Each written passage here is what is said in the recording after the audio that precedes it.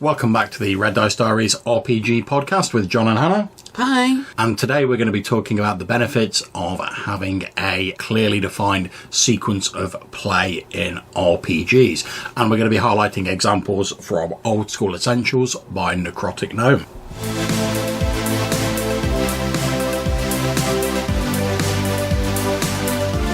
Okay, so what do I mean when I'm talking about a clearly defined sequence of play?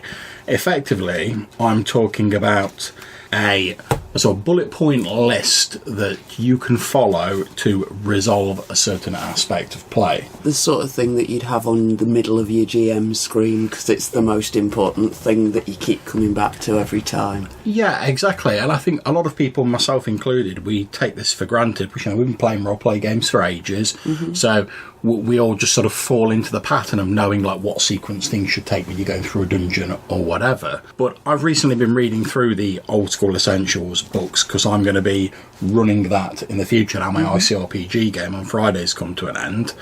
And as I've been reading through it, aside from realising that a lot of what I thought I knew about basic D&D is like a mishmash of various other versions of D&D I've read, one of the things that really struck me is the game has very clearly laid out procedures for how you handle certain things. So in this case, dungeon adventuring, wilderness adventuring, and waterborne adventuring in the core rules book. And I'm sure other versions of D&D might have had this in. I did have a quick look through my print-on-demand copy of the D&D Rules Cyclopedia, but this is the clearest I've found it laid out. So to give you some examples, the sequence of play per turn in dungeon adventuring, as far as OSE is concerned, is, first of all, the ref makes a check to see if there's a wandering monster. Second, the party decides what actions they want to take. 3, the ref describes what happens. If monsters are encountered, you then move on to the encounter procedure. And 4, you end the turn, the ref updates their time record,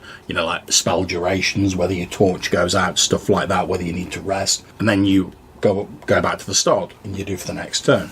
The one for wilderness adventuring is very similar. You start off by deciding what direction you want to travel in. You then make a roll to see whether your group loses direction or whether they manage to stay the course. The ref makes a wandering monster check. The ref then describes what terrain you've passed through, any sites of interest. If there's any monsters encountered, you go on to the encounter procedure. Then finally you get to the end of the day, the ref updates their time record, you consume your rations, etc, etc. You go back to the start of it for the next wilderness exploration turn. And the waterborne adventuring one is very similar. You decide your course, see if you lose direction. The ref determines the wind conditions. You make a check for any wandering monsters like krakens or anything like that. Although maybe there probably won't be too many like random wandering krakens because they're a bit feisty. The ref then describes what happens. You then get to the end of the day. The ref updates their records. You go back to the start of the turn, etc. And there's also an encounter procedure as well, which I won't go into because we're all pretty familiar with that. Roll for surprise, encounter distance initiative, do your actions, etc, etc. But one of the things I like about this is because it breaks down essentially the whole game, or like everything you would do in a traditional D&D game, into a series of sort of modular little encounters. So if you're wandering through the wilderness and you get to stage 3 when the ref goes, you find the ancient broken down remnants of an old tomb, and you go, all right, we're going to explore that. The ref can then go, right, well, I'll just flick to the dungeon exploring procedure, start from there, and it's all very clear. You just follow these bullet points down, follow the actions that it said. And certainly if you were a less experienced dungeon master, because like I say, a lot of us who are a bit more experienced tend to do this anyway because we're just so used to it.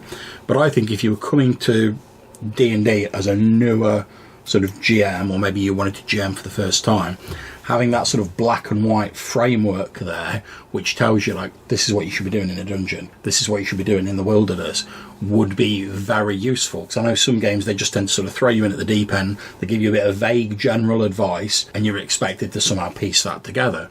And obviously you can do, but it's a far more daunting task than having a procedure that pretty much leads you through it and sort of teaches you how to run the game. This is a thing that we've talked about before, I think, about the layouts of books. Yes. And how important it is to have that sort of information somewhere where it's easy to find and clear to follow. Yeah, one of the advantages of Old School Essentials, and I know I'm sort of bigging Old School Essentials up for a lot, and I'm quite a fan of it, so that's not really a surprise.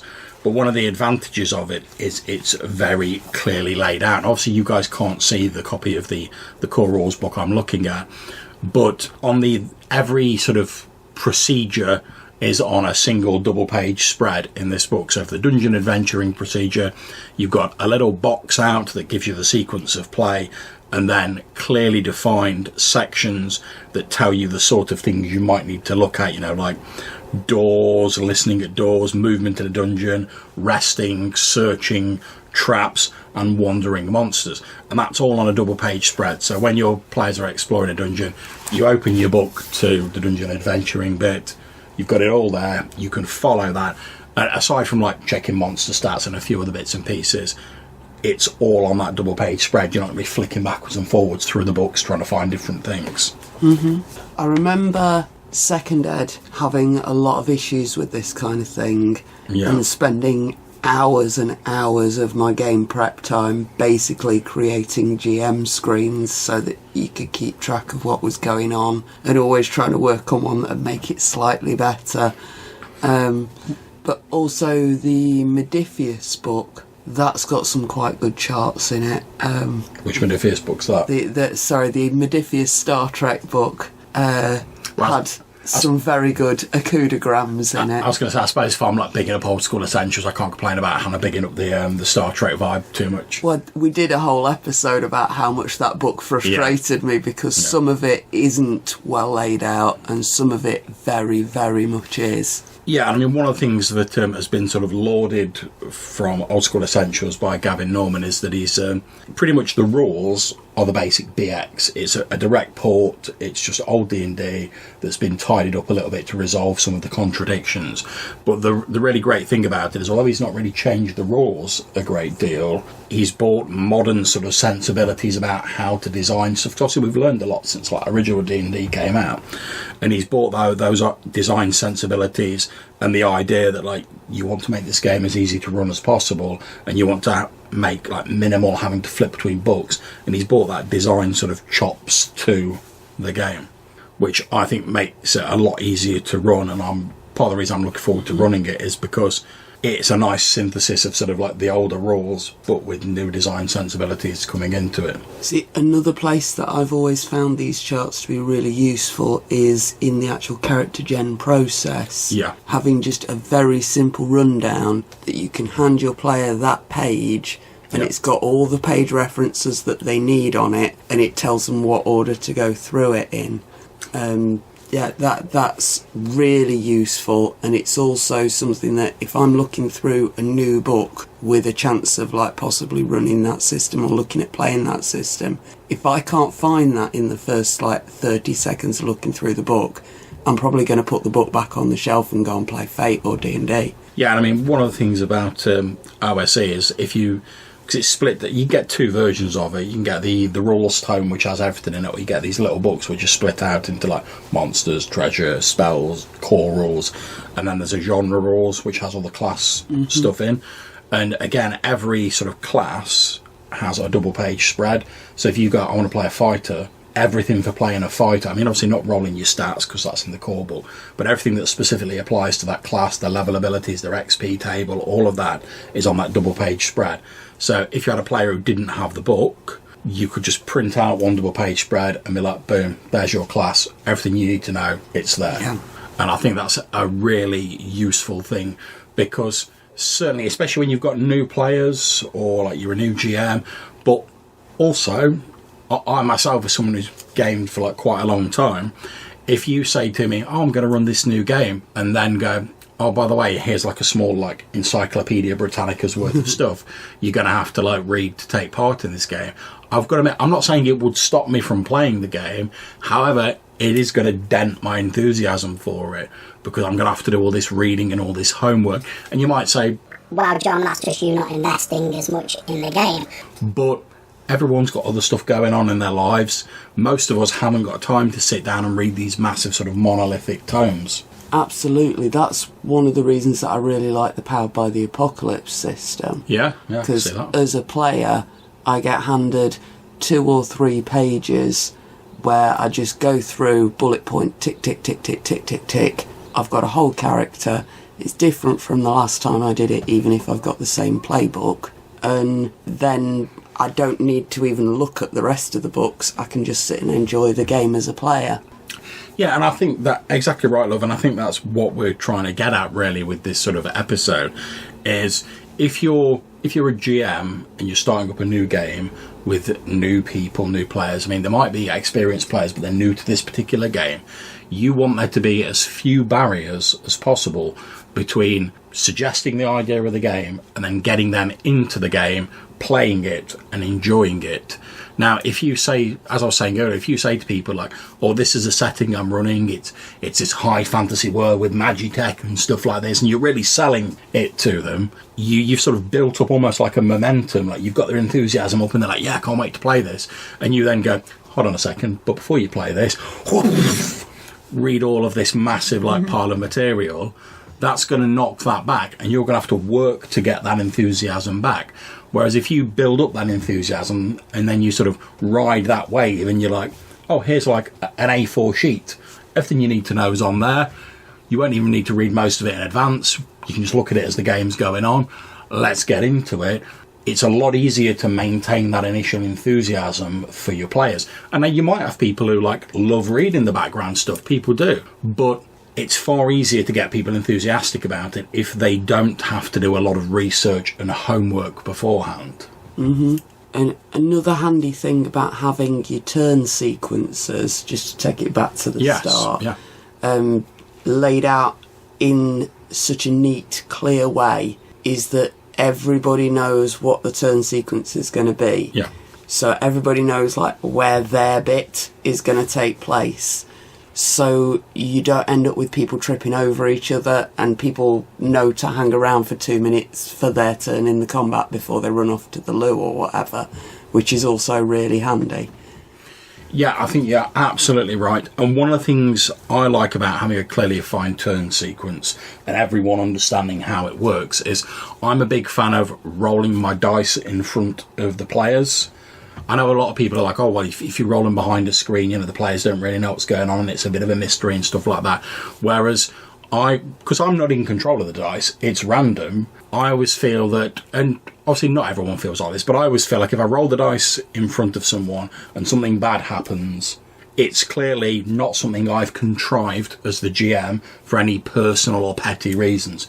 It's just the way the dice have fallen, them's the breaks. And by having a clearly defined sequence that everyone can see, they can follow your process through it, they can see exactly what you're doing. There's not even any possibility of the GM sort of doing anything shady behind the screens or manipulating things, which not all GMs do. And obviously you could say, well, that's a trust issue between the players and the GMs. But I think, well, if you've got nothing to hide, why not just do it all out in the open?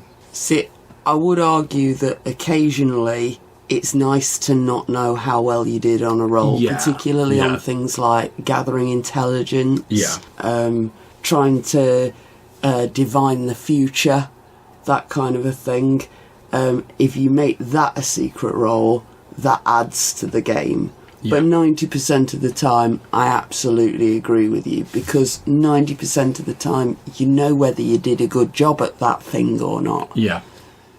No, I think you're absolutely right. And obviously, even in old D&D, there's certain instances like thieves moving silently and finding traps and stuff like that, where you're encouraged to roll the dice secretly, so the players don't, if they don't find a trap, they don't know it's because they failed the roll or whatever.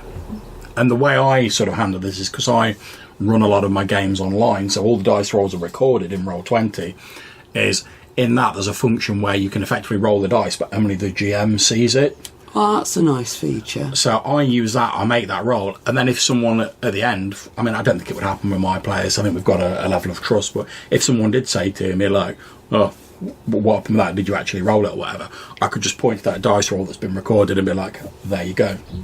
But during the game, they wouldn't see it.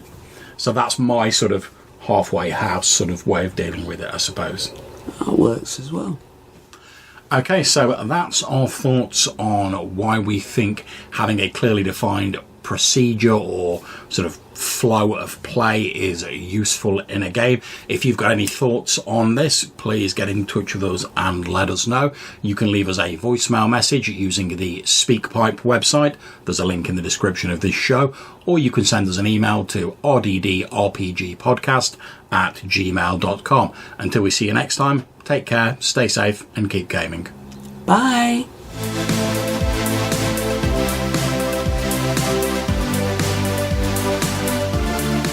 We forgot to talk about indexes.